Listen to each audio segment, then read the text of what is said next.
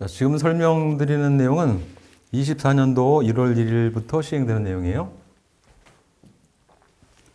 24년 1월 1일 시행 되기 때문에 매우 중요하다. 뭐가 바뀌었냐면요. 이것만 바뀌었습니다. 과거 1.5, 1.8에서 비계 기둥 사전에 구조검토 2.7m, 그 다음에 설치 간격 구조검토 2.7m, 띠장 설치 간격은 기존과 똑같이 2.0m. 그래서 이것이 자, 요 내용, 요거 비계 기둥 2.7m 이하 설치 간격 2.7, 요거 바뀐 거예요. 요거 이게 바뀌었으니까 여러분들 그거 착오 없도록 하셔서 시험 문제에 나오면 2.7, 2.7. 그러니까 바뀐 내용이 몇 개 있습니다. 뭐 경사각으로 그러니까 그 굴착면 900 기준을 바꿨고요. 경사각으로. 그다음에 이 내용이 바뀌었습니다. 그래서 매번 바뀐 내용은 이제 이 강의 회차 이 내용에 설명하지 않고 그 챕터 맨 앞부분에 이렇게 부연 설명을 하고 있으니까요. 이 부분은 유념하셔서 시험에 나오면 뭐 당연히 나온다고 보셔야 돼요. 시험에 나오면 착오가 없도록 하셔야 되겠습니다. 네, 감사합니다. 안전인증 가설 기자재입니다. 여기 안전인증을 받아야 되는 가설재 이겁니다. 그래서 동바리, 비계, 작업발판, 조임철물, 받침철물, 조립식 안전난간, 낙하물 방지망, 대상 가설재고요. 요거하고 더불어서 뒤에 구조안전 확인 대상인데 구조안전 확인 대상이 훨씬 중요합니다. 중요하고 여기서는 안전인증 대상 가설 기자재에 요것을 이제 암기하는 게 아니고 뭐가 중요하냐면 이 안전인증 대상 가설재 여기 보면 책이 요걸 설치시 유의사항 해놨죠. 설치시 유의사항 해놓은 게 설치시 유의사항을 뭘로 보셔야 되냐면 요걸 이제 가설 기자재에 사용하는 현장에서의 점검 재방을 위한 점검 사항 이렇게도 이해를 하셔야 돼요. 설치시 유의사항 그러니까 설치시 유의사항 다른 말로 점검 사항이다. 그래서 이거 5개를 제가 하나 더 추가해 드릴 테니까 5개로 기억하실 수 있도록 하시고 어떻게 하냐면 산화, 부식, 휨, 균열 등으로 변형이 생긴 거죠. 강도가 저하된 것은 사용을 하면 안 되겠다. 그 다음에 사용화 중, 그 다음에 진동 등과 같은 외력에 충분한 안전 내력을 갖추도록 설치해야 되겠고 작업 방법 및 장소에 적합하고 집안 침하, 비틀림, 변형 등이 발생되지 않도록 해야 되겠다. 그죠? 그래서 여기에 요거를 늘리면 어떻게 늘릴 수 있냐면 요걸 3 작업 방법 및 장소에 적합할 것 이렇게 하시고 4 여기 4가 있으니까 뭐 이거를 5로 바꾸시면 되는데 4 집안 침하나 비틀림, 변형 등이 발생되지 않도록 한다로 하시고 5번 연결 성능이 좋은 결석 재료를 사용해서 결석시킨다. 이렇게 하시라 이런 얘기죠. 그래서 4개로 되어 있는데 이것을 어떻게 5개로 늘리세요.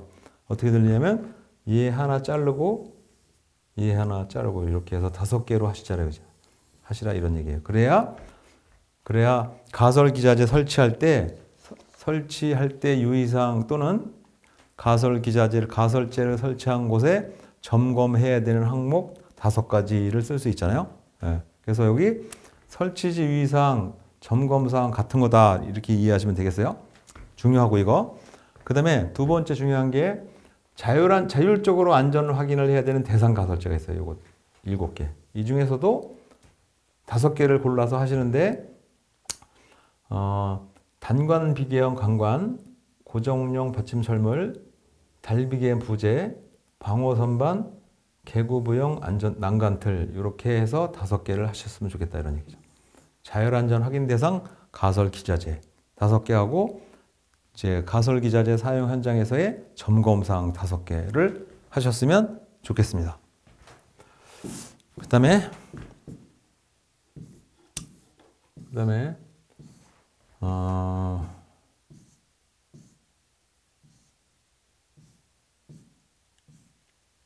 하지 말고요. 안 해도 되고 요걸 하셔야 돼요. 구조 안전 확인되는 거 암기해야 됩니다. 이건 암기하셔야 돼요. 왜 암기하셔야 되냐면 왜 암기를 해야 되냐면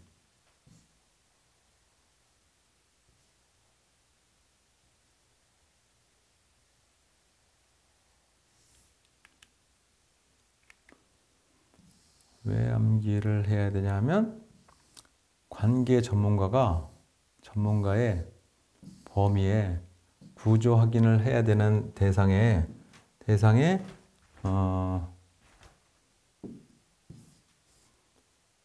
그러니까 구조 안전 확인 대상이라고 해가지고 명확하게 5가지를 해놓은 거예요. 얘는 뭐 별 필요 없는 거니까 이건 기타 등등이고 5가지잖아요. 이렇게 이 5가지인데 5가지가 되다 보니까 시험에 꼭 나와요. 꼭 나온다는 것은 여러분들이 필기 시험부터 면접 시험까지를 이제 통과하시는데 요 내용을 빼고 제외시키고 통과하기는 아마 어려워요. 그러니까 반드시 외워야만 하는 거죠. 뭐 저는 이걸 앞잡다서 뭐 예를 들면 노부 작터 뭐 이렇게 하는 거는 저는 안 해봐서 잘 모르겠고 뭐 그 방법이 편하시면 그렇게 하시고 어쨌든 이 5개를 암기하셔야 돼요. 그래서 높이가 지나치게 높거나 30mm1m이거나 브라켓 비계, 벽체에 붙인 비계를 말해요. 이렇게 브라켓 비계이거나 작업 발판 일체형이나 또는 5m 이상 거푸집 동과리, 터널 지보공, 높이 2m 이상 흙막이 지보공, 그 다음에 동력 사용 가설 구조물이에요. 동력 사용 가설 구조물. 그렇죠? 이렇게 해서 동력 1, 2, 3, 4, 5, 5가지죠. 그래서 동력 사용 가설 구조물에는 어떤 거냐면 높이 10m 이상에서 외부 작업을 하기 위해서 작업 발판 및 안전시설물을 일체화시킨 거죠. 하고 공사 현장에서 제작, 조립, 설치하는 복합 가설 구조물. 복합형 가설 구조물, 그 다음에 작업 발판 일체형 가설 구조물.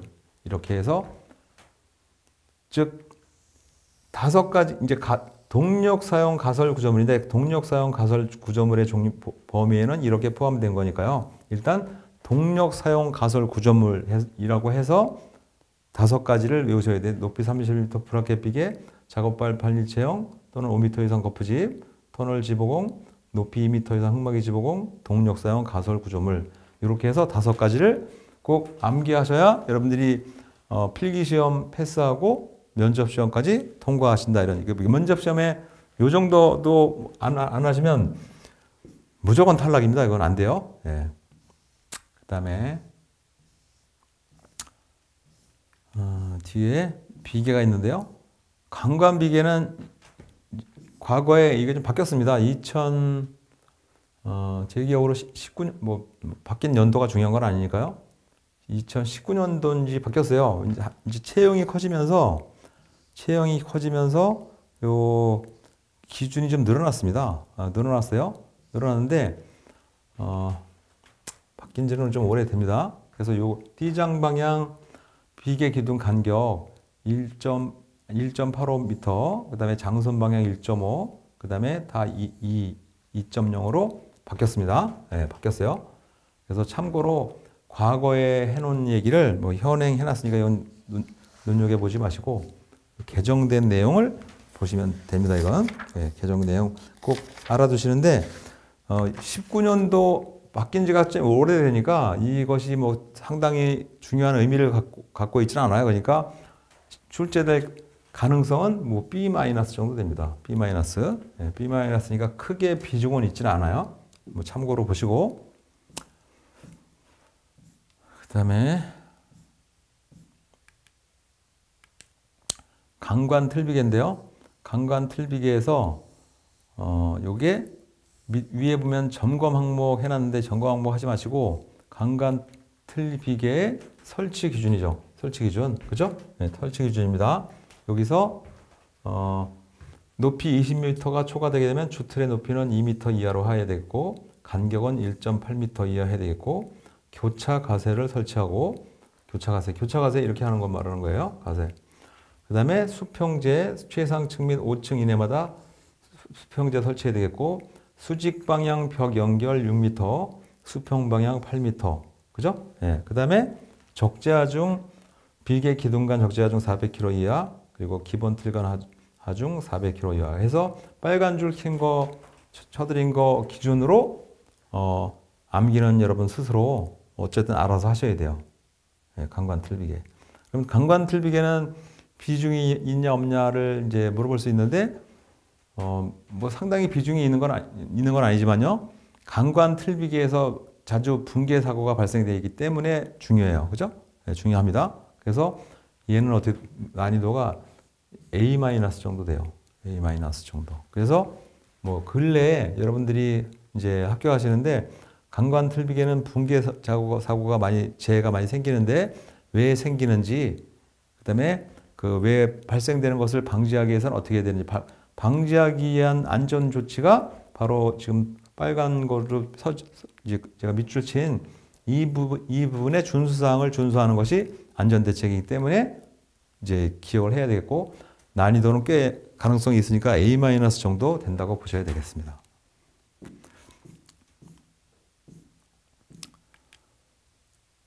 나머지 볼 필요 없고 이건 똑같은 얘기고요. 그 다음에 시스템 비계인데요. 시스템 비계는 난이도로 보면 뭐 당연히 시험에 난다고 보셔야 돼요. 시스템 비계는 어느 종목의 시험을 보시든 이 시스템 들어가면 시험에 항상 나와요. 영어잖아요, 영어. 약간 좀 있어 보이잖아요. 그죠?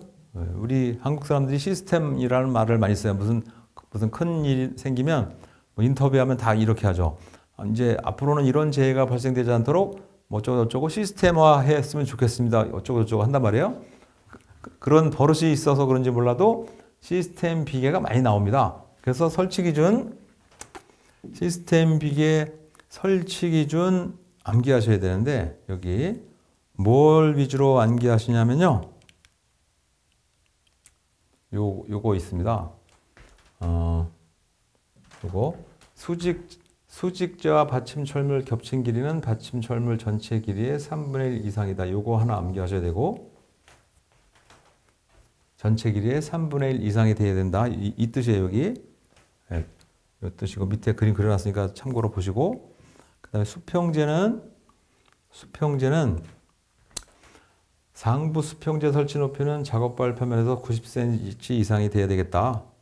그 다음에 설치 높이가 1.2m를 넘는 경우 2단 이상 중간 수평제를 설치해야 되겠다.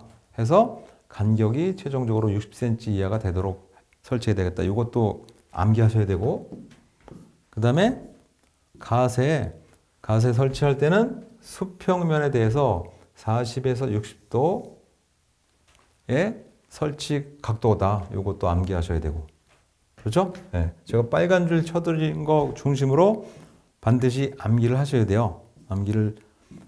시스템 비계 설치 기준을 암기 안 하시고 시험을 보러 가시면 뭐 이건 100점 100패예요. 무조건 암기하시는 거예요. 시스템 동발이 시스템 비계는 반드시 암기를 하시고 시험에 가신다. 제가 빨간 줄 쳐드린 거 중심으로 반드시 한번 뭐 갑자기 누가 물어봐도 뭐 술술 답이 나올 정도로 암기를 하셔야 돼요.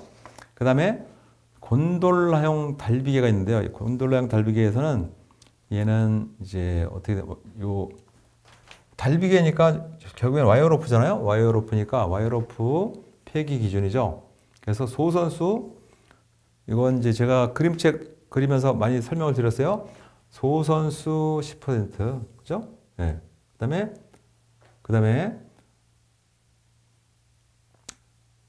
끊어진 소선수 그러니까 비자전 로프 경우에 끊어진 소선수가 와이어 로프 호칭 지름의 6배 길이 이내에서 4개 이상 또는 호칭 지름 30배 길이 이내에서 8개 이상 이렇게 이걸 개정을 해놨는데요.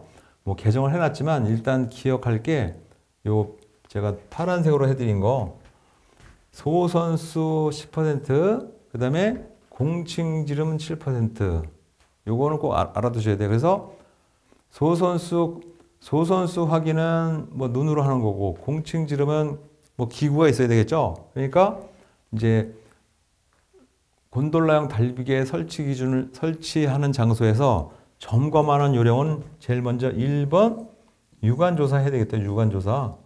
유관 검사를 해야 되겠다. 유관 검사할 때는 이거 보는 거죠. 꼬였나, 변형되었나, 부식됐나, 또는 손상되었나를 보는 거고, 두 번째로 뭘 하냐면 소선수를 눈으로 확인해야 되겠죠. 소선수 확인을 해야 되겠고, 확인. 그래도 이상이 없으면 세 번째 공칭 지름을 확인해야 되겠다. 그렇죠? 네. 근데 다행히도 소선수 시우자 들어가니까 얘는 공칭 지름 10%고 7자 들어가니까 얘는 7%고 암기는 쉽게 할 수 있어요. 그래서 이 순서입니다. 폐기하는 순서를 꼭 기억을 해주시면 좋겠다. 이런 얘기고요. 그 다음에 나머지 여기 특히 추락재 방지를 하기 위해서 구명줄을 설치하고 안전대를 착용시키고 그 다음에 안전난간을 설치할 수 있는 구조에는 안전난간을 설치하고 그러니까 구명줄, 안전대 착용, 안전난간 설치가 추락재 방지를 위한 곤돌라형 달비기에서의 안전대책이라고 볼 수 있습니다. 예. 요거는 어떻게 되냐면요. 요거는 만약에 2023년도에 시험 보신다고 하면은 이거는 A+ 정도 되고요. 2023년도가 넘어서 2024년도, 5년도에 보면은 시험 본다 하면 얘는 B- 정도 됩니다. 이건. 그래서 23년도에 보시는 분은 꼭 곤돌라형 달비개 설치 준수사항을 이제 기억하시고 시험 보러 가셨으면 좋겠다는 말씀을 드리고요. 작업의자형 달비개에서는 얘는 뭘 하냐면